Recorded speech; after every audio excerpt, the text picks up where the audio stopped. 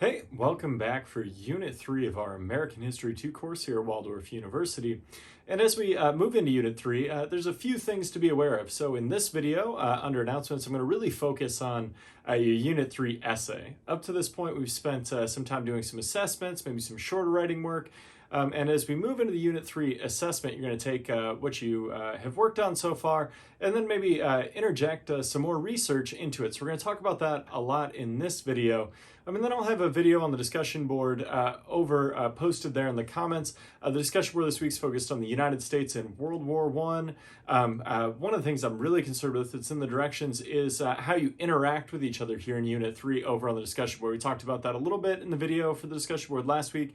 We'll talk about it some more over there because I really truly believe that we got to be interacting with each other in really meaningful ways to make our class the best it can be. So I'll talk more about the discussion board over there. But what I'm really focused on as we take a look at World War I and the period running up to there this week is your essay work. So you're going to go through the reading, you're going to go through the lecture, all those kind of things. And then you're going to start kind of on a four-part research journey talking about the United States as an imperialist power, 1890 to 1914. So, as I mentioned, there's four pieces to this. So, as you're working through the week, you want to be aware of the things you're going to have to do, because if you try to slam this all into the last minute, it might be really hard to do. You'll fall short of the assignment guidelines, and it'll affect your score in radical ways. First, you want to select a United States intervention. Let's say you wanted to pick the Philippines for this example, and you went, okay, I'm going to look at the United States after the Spanish-American War in the Philippines, and as the United States forms a colony there, are we being an imperialist power? You've got your country. Now, there's a lot of other countries you could do. The United States is very active in Latin America, and particularly during this time period, also some inroads into Africa and Asia, some of these other places. Pick one. But have a focus. That's step number one. So then you're going to find a primary source. There's a few different ways to do this. You can see some in your text, depending which country you picked, because primary sources don't just have to be personal accounts. They could be things like statistical tables from the time period. They could be newspaper accounts. They could be political cartoons. They could be radio broadcasts or speeches given by people. There's a lot of different directions you could go with this, but find a primary source. And these are sources that are generated by people in the moment the history is happening.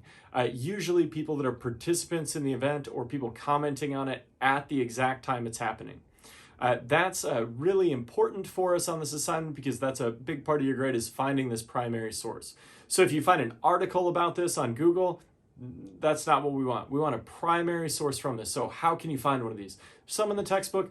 Also, if you go over to the sidebar menu in the course shell, something that says Research Resources, and you'll notice that primary sources in the title of some of those, like Library of Congress, primary source sets. If you were to go there and type in your topic, you probably find out all sorts of stuff related to that. So take a look around. If you're really struggling with it, make sure you reach out. I'm here to help, especially with historical research pieces.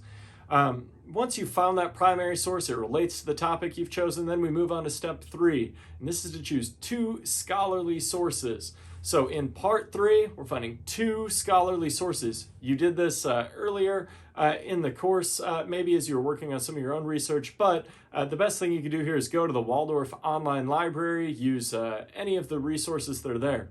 Again, you could go to the Research Resources tab that I've put over in the sidebar here in the Blackboard shell, and you could find good scholarly quality resources there.